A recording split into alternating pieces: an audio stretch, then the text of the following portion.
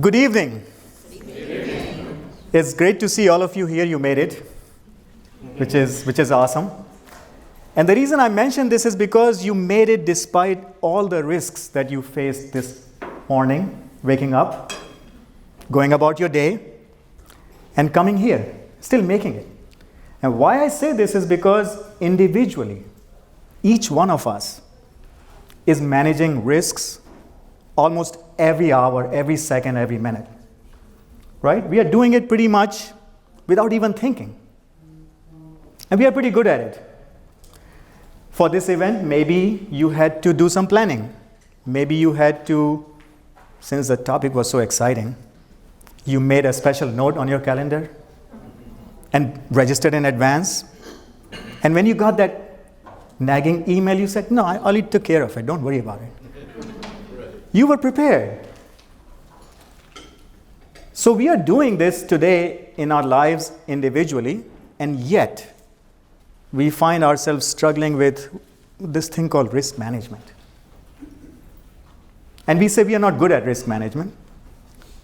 We make mistakes, we have problems. So today I want to first start by acknowledging that assumption being completely wrong. I think all of us are pretty good at it. Look at our lives. We've done pretty well. Sure, there are problems. Who doesn't have it? But we have our ways of managing risk on an individual basis. There's an art to it, and there's a science to it. And in our lives, most of the times we are making these decisions pretty much on autopilot, as if we are not doing these enormous decision making behind the scenes. There is. We are doing that. So I'm going to talk about art and science of risk management, right? The example we gave was maybe a simple example. But what about this? Right? A question like, should I stay or should I go? Was it like a song like that? Should I stay or should I go? Stay? Yeah, stay. Everyone stay. First of all, I'm very glad to see all of you safe. Right? Your families are safe. Your friends are safe. We had a big one. Right? Quite a big scare. And we have the memory of Armand. We have the memory of Matthew that just grazed by us. So when we hear this flashing on the news, we say, what should we do? This is an example of risk management in our daily lives. It's our family's life at stake. It's our friends' lives at stake. It's a real big deal. So how many of you stayed? A lot. How many of you decided to go? A few, yeah? Both these decisions are right decisions because you made those decisions based on your assessment of risk for you. And you made an informed decision. You went through some calculations, you made some assessments, you talked to people, you listened to some news, and you said, looked at the past experience, here's a track, it's not going to be that bad. Or I have a backup plan. Now, those of you who stayed, you had a plan, right? Water, propane, generator. I didn't have a generator. Generator, right? There's a mad rush to buy those stuff right before the storm. So I walk into Home Depot and this guy says, we ran out of propane and we don't have anything anymore. This guy actually came and took 10 of these cylinders. Some people plan and some people really plan. He wanted 10. Sure, that was their risk tolerance, right? What I'm going to talk about today is what leads to this type of an assessment and decision making. Okay? And we're going to talk about art and science. This is going to be not very technical, supposed to be engaging, more practical. So feel free to jump in anytime, raise your hand, ask a question, express an opinion. Slides will be available to you. So you don't have to kind of really take pictures or make notes. Let's just have a conversation. Okay? Okay. We all fly. Aircraft flying could be risky, right? Very risky. And there's a lot of statistics on that. 1.35 accident rate per 1 million flights. So there is a number, right? There's a number. But what I want to talk about today is fatal risk. That's something we should all worry about. Right? We have flying is risky and the consequences can be disastrous. So let's look at a few things and then let's see what this means to all of us. Risk is defined as full loss equivalent. That means nothing survives. Okay? A full loss is a catastrophic accident. Happens, and we are all aware of that risk. But an individual accident could have partial loss. Unfortunate as it may be for some, but it may be a partial loss. In 2018, there was a total of 7.6. So they actually add them up. They do a tally, they add them up. 7.6 full loss equivalents. Doesn't mean that there was 7.6 actual crashes. Or it's just a calculation. You divide that by 46.1 million flights, a lot of flights globally, and you come to 0.17 per million flights. How do we feel about that? How do we feel about this number, 0.17 per million flights?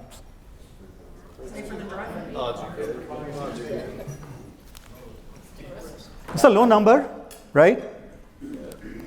Statistically, we can expect one full loss equivalent approximately every 6 million flights. How many flights do you think we had in the United States last year, roughly? 10 million. So what happens if you were about to check in and you got this information that this is the 6 millionth flight of the year? Would we have a problem with that? Changes the statistics completely, right? We don't want to be on the one that is likely to crash. 0.17 per million is a number, doesn't affect me. So we evaluate risk on an individual basis. So we should still feel very good about flying today, right? Well, let's look at this. Would you get on this plane? This is Boeing 737 MAX 8, right? We have heard all about it. I already hear a no. October 2018, Lion Air flight, 189 fatalities within minutes of takeoff. Okay, one happened. Let's see what went wrong. And there's reason to believe there might be many different factors. March 2019, almost exactly the same circumstances, right? 157 fatalities. 2 is not a fluke in aircraft and commercial aviation. Of the same type, under same circumstances, not a fluke. So the result was worldwide grounding. So would you get on this plane? There was a survey, right? I heard a lot of no's. There was a survey, not a scientific survey, but NPR did a pretty good survey, and they got comments like this. I'm going to be watching to make sure that if it is released before my flight date, I'm not on it. And this is not from someone who flies just occasionally. Someone who is a business traveler with about 24 flights a year. So they're a very frequent flyer. People have a different way of looking at risk. This is the purpose of this example. And many of you may say, I trust the system, and I trust when the plane is certified back again that it is good and I'm going to be okay. Because guess what? My life has many other different type of risks which are not as high as this one, and I need it. And so today we are not going to talk about good decisions or bad decisions or rational decisions or irrational decisions. We're not going to talk about that. We're going to talk about decisions and how they are made so that we can learn a little bit about what works behind the scenes and try to manage that. Okay, so the perfectly fine decisions, both of them. It doesn't mean that the 6 millionth flight is going to crash. It's a statistics. It may or may not. And we all know that. Takeoff and landing is the most risky part, right? Okay, so we understand it. How about this example? Do we feel safer driving a car? We better, because we drive a lot. That's part of our life. So look at 27 statistics. Just pure numbers, right? 37,000 fatalities, 2.7 million injured, 2.25 licensed drivers, a lot of them, a lot of unlicensed drivers too. And more than 3 trillion miles driven. So it's part of life, right? Look at the numbers. 1.16 per 100 million vehicles. So someone could say, is flying safer than driving? That's what we have heard. The conventional wisdom is, but maybe not. Unfortunately, if you happen to be on that plane, maybe not. So there's more to risk than just numbers. That's one thing that I'm trying to, for us to understand. Okay, how about 85 per 100 million miles traveled injuries? I think every morning we wake up, there is an expectation that we could have a minor crash, especially on 95 in rush hour, right? It's crazy. There is an expectation, but we don't think that it's going to be that bad. There's an airbag, there's safety, and we all believe that we are great drivers, right? All of us individually are excellent drivers. So we have great confidence in our ability. It's not going to be that bad. What about if I told you the statistics in a slightly different way? Instead of 1.16 per 100 million, greater than 100 per day. Same number, presented differently. How would that change your view of safety for driving a car? Or more than 7,500 per day injured. Same number presented different ways now appears kind of risky. Let's better be safe about that, right? Okay, so we're gonna do a little bit of an experiment here. Everybody knows Kahoot, right? So we're gonna try that. So we're gonna say these are gonna be just simple pictures, no trick question here. And all we are trying to see individually, do you believe that scenario to be high risk or low risk? That's it, okay? So let's look into that. Everybody, if you have the app, you can open it, or you can go to kahoot.it on your iPhone or any other smartphone, and kahoot.it in your browser.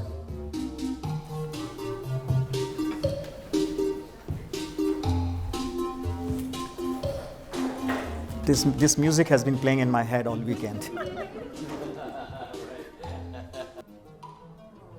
So you just select the item on your phone. Nice.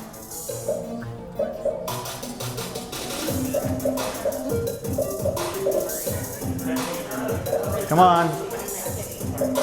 Nice. All right. So, yeah, most of us think it's high risk. All right. Okay, risky or not?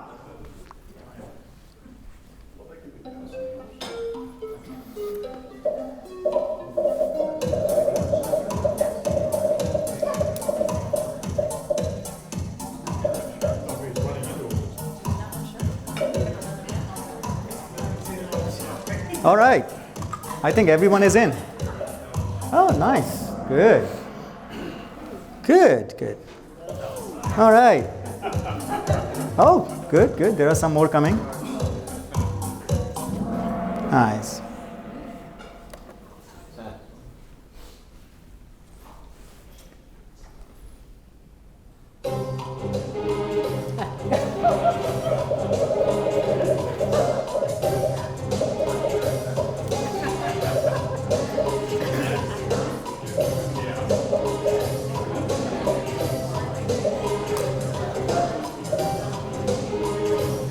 Okay.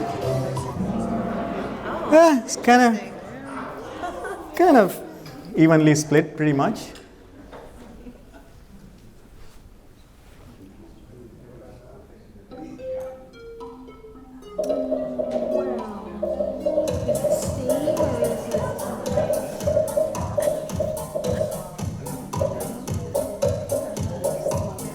Okay.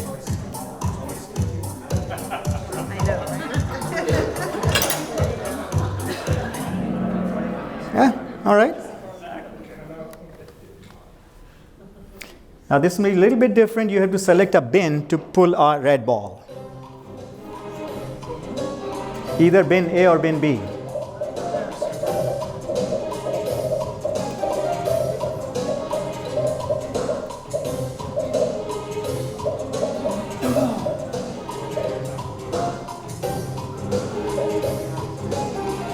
Yeah, we got everyone. Good.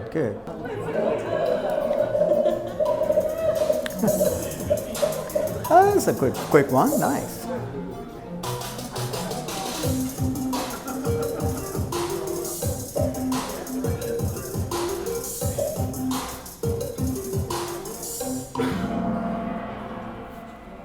All right. We love roller coasters.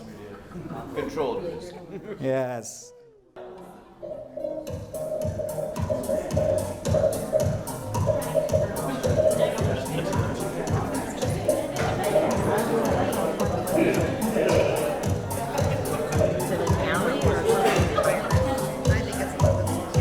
All right. Oh. Interesting. Perfect split. Wow, look at that.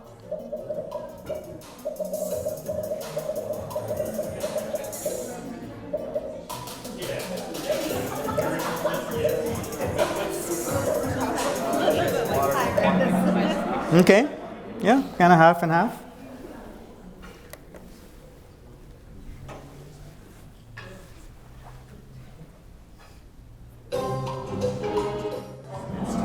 Okay. All right, final one.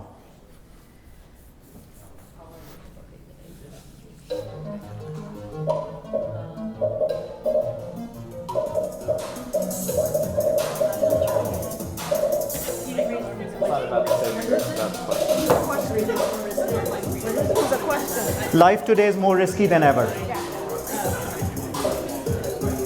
I can't see it. Oh, sorry. You can't see it on Okay. the screen. It came in before the picture did. Again, there are no wrong answers. Both of them are correct. Okay, so that's it. Thank you for your participation. How do you guys feel? Mine says I won. You won? Everyone should have won. I think everyone should have won. Okay. So, a quick check. The first one, a lot of people felt it was risky. Right? Some high risk, some people felt it was not that high risk. Texting and driving, we have heard a lot about that. Guilty here as well. On a stoplight, call comes or a text comes, you feel tempted to look at it. But that could also be a problem. Motorcycle, a lot of people feel, some people feel high risk, some people feel low risk, right? How about this one? Yes. Vaping.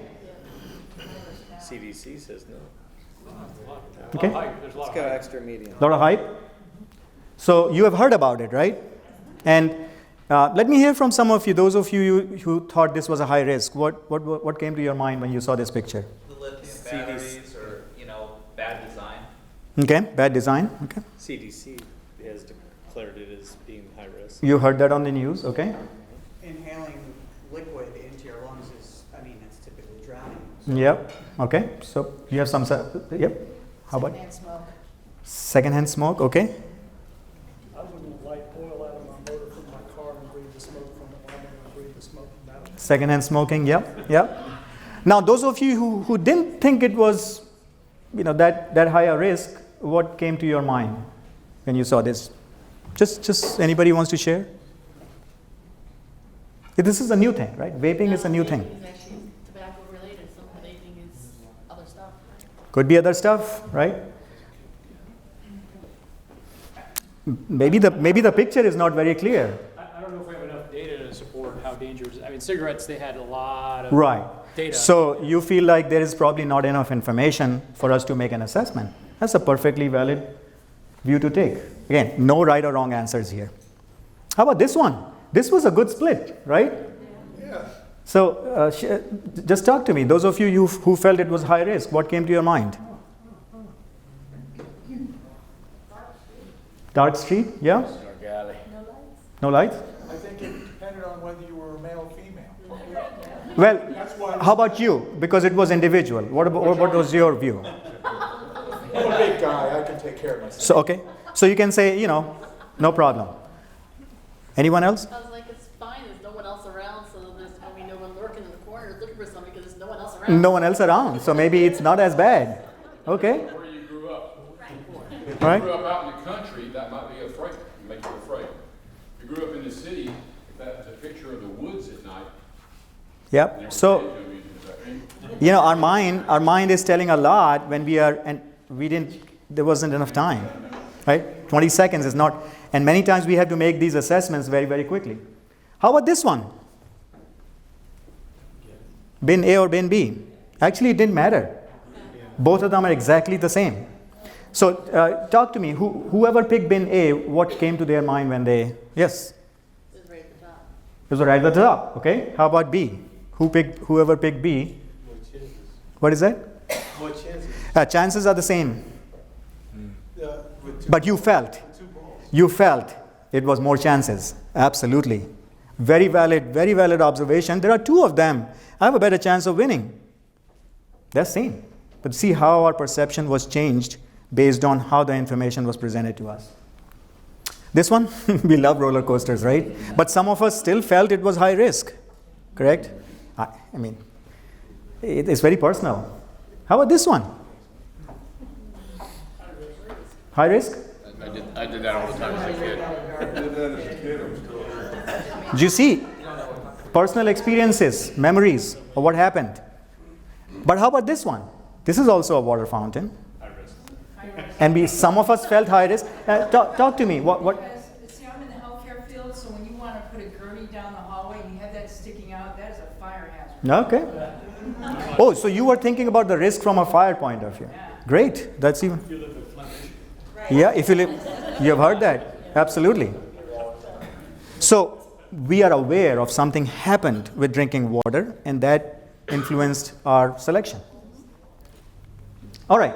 This is not new. This has been studied for many years. And when it comes to an expert assessment, we always talk about, let's talk to an expert. How would they assess risks? So here's some data, a little bit older data, but this study was done to ask people, non-experts and experts, to assess or rank, forced ranking of 30 items, 1 to 30. 1 is highest risk, 30 is the lowest risk in their mind. This chart is a difference between the rating by an expert and rating by a non-expert. This side is perceived risk higher than experts. Nuclear power. Most non-experts rated that as very high risk compared to the non-expert, to the experts. Close to a 15-point difference. On the other hand, X-rays, most common people, their exposure to X-rays is like maybe in a dentist's office or in a hospital or in a doctor's office. It's perfectly safe. But X-rays are not safe, not very safe. Inherently, there's a big hazard. An expert's assessment was much different. Now, this one was rated higher by non-expert, and motor vehicles was rated highest risk by experts. Because they are looking at the statistics. They are very comfortable with the statistics. They are very comfortable with the technology, the technical side of it. And most folks who are not familiar with that go with their experience. Right? You may be an expert in one area, but not in another area. So you will go with your experience and your perception, just the rating we did. Even on those 11 items, this room rated things very differently, almost on opposite poles in many ways. Which one is right? Which one is wrong? It's not a question of right or wrong. So what I'm trying to say is, whenever we see a rating by an expert, it doesn't mean that's right. It doesn't mean that's what makes sense. Okay? So that's point number one, is that perception matters, and there's a reason why we rate things based on perception. We have long history of evolution and experience. So typically we look at risks from, 2x2 grids are a simple way of presenting ideas, right? So this is not the only thing, but the simple way. We tend to rate things that we think are out of our control and have a catastrophic consequence. Nuclear energy being one. Because we don't know, right? So we would rate that pretty high. Or something that not much is known. Even science doesn't know much about it. So some people may believe that to be a pretty high risk. So you have two kind of perpendicular axes here that we are talking about. Lack of control versus how much we know about it. So here are some examples. Bicycles. It's not zero risk, right? But it's part of our lives. We know enough about it. It's not catastrophic unless we get hit by a car or a automotive accident on the road. But in most cases, you would have some injury. How about, it's difficult to see, it's car crash. We talked about it. Consequences can be catastrophic, but we know the risks and we experience it every day. We have a lot of experience with that. How about aircraft crash? A little bit higher. Nuclear power. So the reason why most non-experts rate nuclear energy as very high because we perceive that to have catastrophic consequences of failure, no matter how small they are. And we don't know much about it. Still, we don't know much about nuclear power as much as we know about other sources of power. How about other stuff, like lead in our pipes? We don't feel it. We don't feel the consequence of that right away, right? It's a long-term effect. It's not seen by us. It's not known to us. Infectious disease, same thing. We don't see it, but there is some risk to it. But it's rated high, right? It's not catastrophic. We know how to control even infectious diseases now. Global warming, right? Hot topic. Some people would say it is a very extremely high risk. Some people would say there's not enough data. And we cannot come to a consensus around it, right? Because we have strong feelings about it. Some people look at the catastrophic consequences maybe 50, 100, 200 years from now. Some people say, yeah, so what, a couple of big storms, right? So we all have our individual perceptions about it, and guess what happens? As soon as that happens, do we really trust the other data that comes our way? No. We actually find other pieces of evidence that supports our position, not in all cases, but in cases where it's related to something that we hold very deeply. As soon as that link is made, it's not a data question. More data actually makes it worse. In project management, how do you bring it to life? You have a team member who is strongly opposed to some idea and say this is very high risk. What is our approach? Hey, this is the data. Look, we have done this 10 times in the past, and only once we had a slight problem. Are they going to look at the 9 times that nothing happened, or are they going to look at the 1 time that something happened? So we have to think why this person is so passionate about this. What happened that 1 time that relates to something that's deeply held by them? So that's point number 2, is when we make risk-based decisions based on perception, and most of the times we do, and when they relate to a deeply held opinion or belief, data is not the right answer. You've got to find some other way. Okay, so a little bit of technical here. This is a lot of research here, and I want to give you the benefit of that research. It's called affect heuristic. We make risk decisions based on heuristic approaches. We don't look at big papers or scientific information. We apply a more practical approach based on empirical experience, right?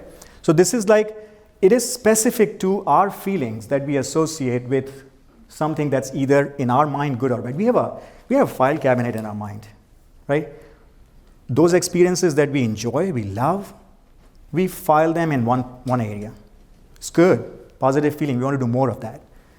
There are experiences that we don't like, and it's done most of the time subconsciously. We are not even aware of it. But we are building a library, and over time, with new information, new experiences, that library gets even better, more strong. So here are some examples, positive feelings. These images evoke a positive response in us. We like to feel that way. A child's smile, a hug, right? A helping hand from a serviceman or woman, taking a jump in the pool. Summer vacation comes to our mind, right? When we were kids, oh wow, that was great fun. We don't even remember that we fell down and twisted our ankle. No, because the fun was even higher. So we have coded that memory in our minds, or hiking in the trails, or playing with your pet. On the other hand, negative feelings, getting hurt, having a headache, tornadoes, a child crying, person in a wheelchair, or a homeless person. These images, that's why I showed you images. Right? I didn't give you any clues or any words. Images have a lot of impact on us. And guess what happens? As soon as we see an image, our mind goes to our file cabinet. Which file cabinet could this image be stored, or something similar stored? If you had a great fun in a roller coaster ride in a park, you will always consider that to be, hey, they make these roller coasters all the time. There's nothing can go wrong. But guess what? On news, we do hear. And that's the news we hear, right? So it is filed away in our mind. Affect, as opposed to effect. Affect is one word that we want to remember today. Affect is working all the time in ourselves, in our team members. Next one is availability. Meaning how quickly can we remember something similar that might have happened to us or our family members or friends, or this information that we might have heard from news, right? Examples of misfortunes. How quickly can we remember that? So, nuclear power, I'll go back to that because it's very crystal clear. Strong opposition to nuclear power, and why? People remember 3 Mile Island, some of us do, who are old enough, right? Chernobyl, 86. So if once was there, long time ago, it's in the history, but 86, Chernobyl, everyone remembers that. Most recently, 2011 in Japan. So Japan is not known to be a country which would be lax in their regulations or in their oversight or in their quality. They are known to have high standards, yet nature is a powerful force. So we remember this because we have heard about this, we have read about it, and it's imprinted in our memory, and we dread, and for good reasons, living in radiation. Nuclear radiation is not good for us. We know the health consequences, so we cannot see the effect of it. It's one of those things that evokes a sense of dread and lack of control. So consistently people say no. And you might hear arguments from other side, hey, this doesn't emit any pollution. It's safe. We have years of experience, but no, we remember Chernobyl. We remember Japan. We remember 3 Mile Island. And we cannot go away from that. So more to come on this topic. And I don't want to go into a lot of controversial topics, but this is an example of what you might be experiencing in the world as you live. Because a lot of people said life is more risky today, right, than ever. This is not actually a surprising result. Even in the early part of this research, when people polled people in 70s, 80s, same answer. No matter when you poll people, their perception of risk in life is much higher than what it is, right? Some people say it's okay, but feeling of dread and lack of awareness are the two drivers. So it's affected by affect, right? So what we are doing is we are looking at the stimulus or information and we are evaluating it based on our experience. And two things can happen. If the information says risk is high, our inference will be benefit is low. Doesn't matter if you have side-by-side comparison of risk and benefit.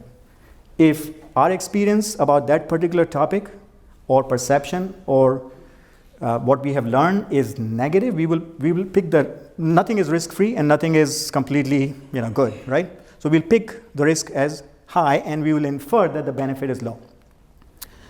On the positive side, if our experience has been positive and its effect is playing a trick on us, we will say risk is low, so benefit must be high. It has been proven by research. We gravitate to that inference based on our experience. Okay? Another example, on the other side, benefit is low, we will pick on that, and our inference will be risk is high. And the positive thing will be benefit is high and the risk is low. So what we are doing is we are constantly evaluating internally the information that's presented to us. You talk about risk benefit, right? We talk about cost benefit all the time. Let's make cost benefit based decisions. Does everyone agree? No. Doesn't matter how much data we show them. Some people will look at the risk side, some people will look at the benefit side, or cost side or the benefit side. Both are right. But we have to be aware that what's driving the discussion is not that data, is the effect. And what we don't want subconsciously is what they call cognitive dissonance. Like we don't want this internal conflict. I really don't think that's right.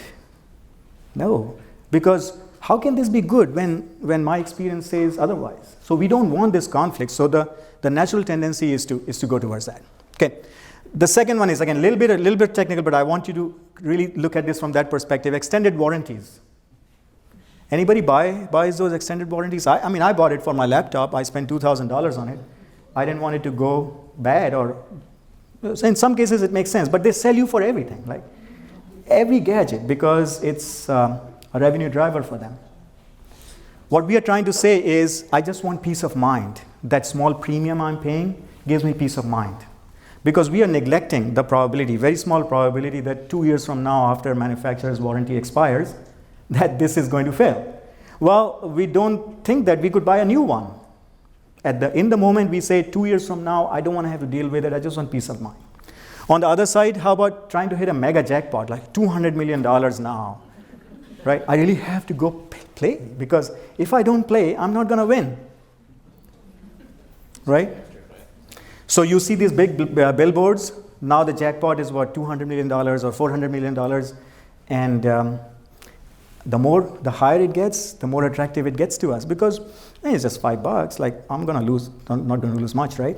But I stand to win, and if I don't play, I don't win. So that's the next concept is probability neglect heuristic. So how much of an hour of fun worth to you? Let's say we are in Vegas, right? Playing roulette. We just want to have some fun, right? Do we think about numbers at that time? But there's some real numbers. Actually, if we do, there's something else that we have to worry about. Let's say you have to play, a bet of $100, and you can win $3,500, or you can lose $100 in that bet. And the odds are, the chances are 1 to 38 or 37 to 38. So, you play once and you lose. $100 are gone. It lasted maybe 30 seconds or 1 minute. Oh, I want to be here for an hour. Let me put another $100, right? Lose again. Should you play 38 times? Well, if you did, chances are you will lose only $300. Right? You would have won once, and you would have lost $3,800. So chances are, but even then, 38 could be $3,800 out of your pocket. Chances are you could just lose $300. But what's the thrill of winning $3,500? So we asked the question, how much of an hour of fun worth to us? We have to think about that, because what the casino doesn't want you to do is look at your watch, or look at what else is going on. More drinks can be offered to you. They want you to think that you are having fun, because the longer you play, the more they are likely to win. Now, how many of you would, let's say you win $3,500. How many of you would say, let's walk out now? Quite a few. And some will say, let me play until I lose all. Because, hey, I came here to have fun, and $3,500 I won. That's another strategy. Like, let me just play all of it, and then I walk out. The trouble is, when you lose all $3,500, and you can say, I got to play just one more.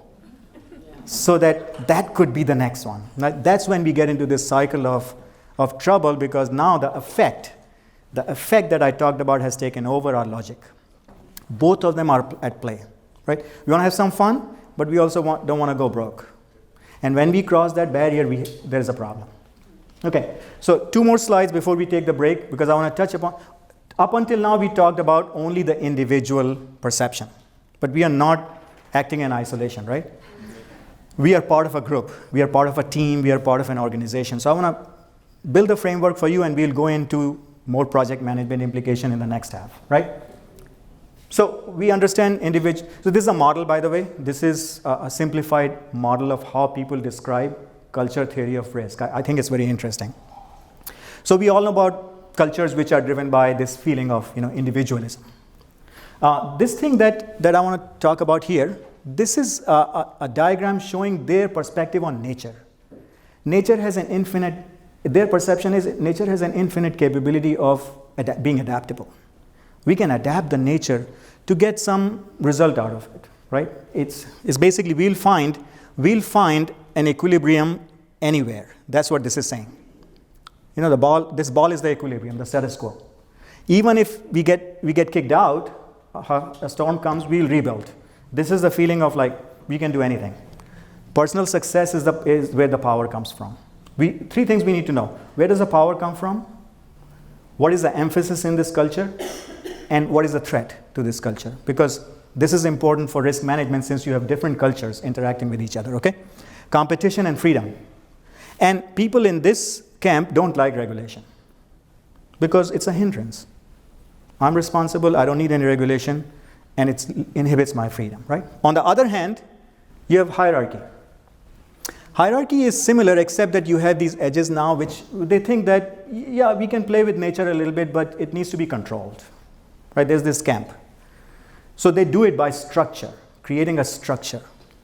Rules, laws, policy, and their threat is disorder.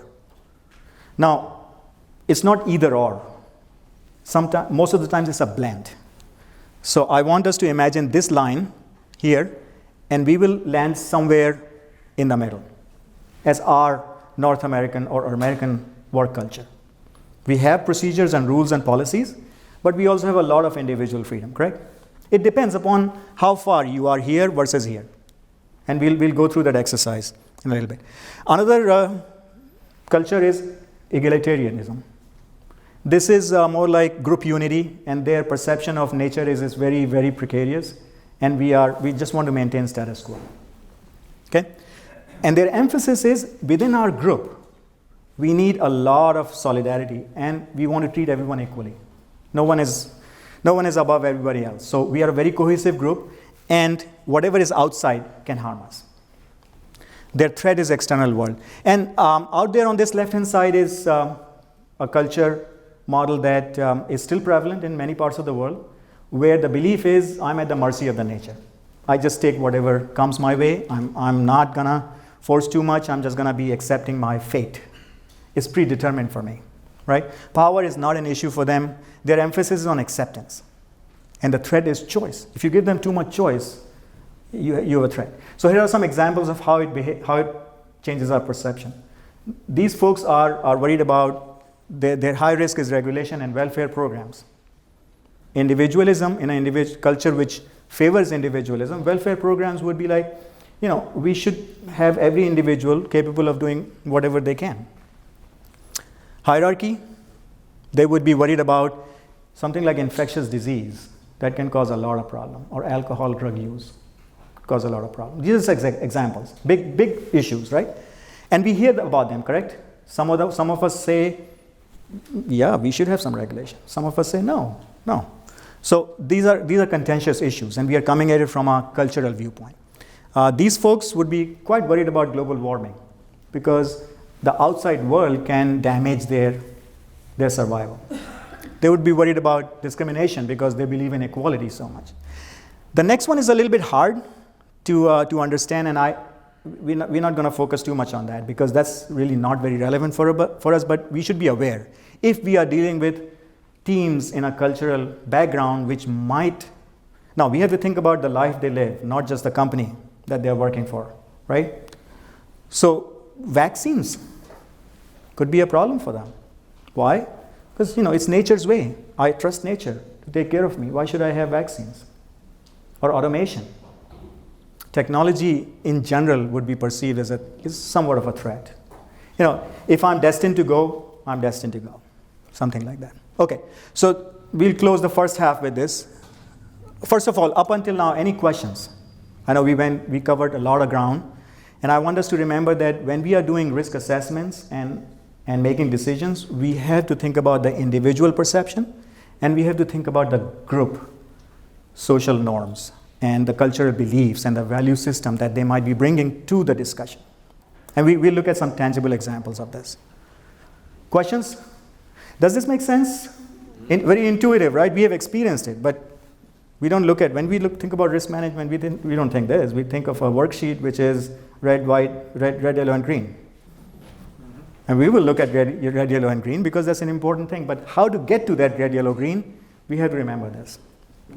So, perception of risk differs for each individual. We can agree to that, even in this group. 11 different scenarios, and we had a good distribution.